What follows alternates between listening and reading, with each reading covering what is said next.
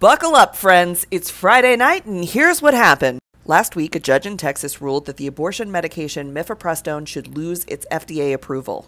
And today, Justice Samuel Alito, who is one of the most staunch anti-abortion justices on the Supreme Court, said, "Hold your horses. We're not going to enforce that order. In fact, I want to hear arguments on Tuesday about this issue, and on Wednesday, the Supreme Court's going to weigh in." Now, they haven't said which way they're leaning on this, but the last time that abortion was in front of the Supreme Court, they said it should be a state's issue, so let's hope next Wednesday they don't enforce a national abortion medication ban. Governor DeSantis signed in a 6-week abortion ban in Florida.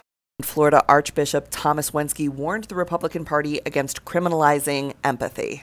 Montana passed Senate Bill 419 that bans TikTok. It hasn't been signed by the governor yet, and it will immediately face a whole bunch of legal challenges. If it were to make it through all of that, the ban would not go into effect until January. Montana is also trying to ban third parties from running in elections. Hank Green, are you okay, my man? What can we do to help?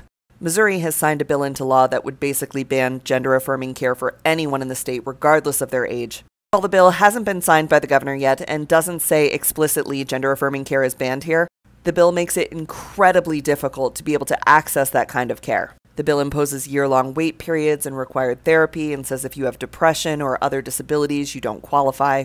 We used to have a law like that here in New York. You used to have to wait like 2 years and do a bunch of therapy before you could have hormone blockers or before you could get top surgery. And we don't have that law anymore because people fought it in the courts, and the courts ruled that having these kinds of restrictions was undue burden on a person.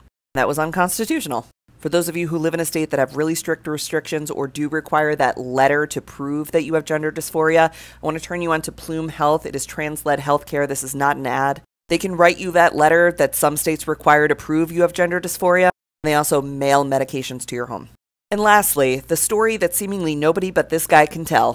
So this is kind of a hard story to do because it's still in the early stages of investigation and no news outlet and the police haven't been particularly helpful in putting the pieces together. But this guy has put together a whole map of suspicious abductions and suspicious deaths in Chicago. He even went to a police meeting where he tried to present some of this evidence and sort of test his theories, but they wouldn't let him speak. His theory is that there could be a serial killer in Chicago, and I'm not saying that there is. There's been a rash of seemingly suspicious deaths where men are ending up in the river, and they're all getting labeled as suicide, even if the evidence doesn't really totally point that way. He also personally experienced 2 times a car rolling up on him after being at the bar and the car asking, "Do you need a ride home, sweetie?" He says other guys have experienced this and woken up in a field. So go check it out for yourself, especially if you live in Chicago. Don't be accepting rides from strangers.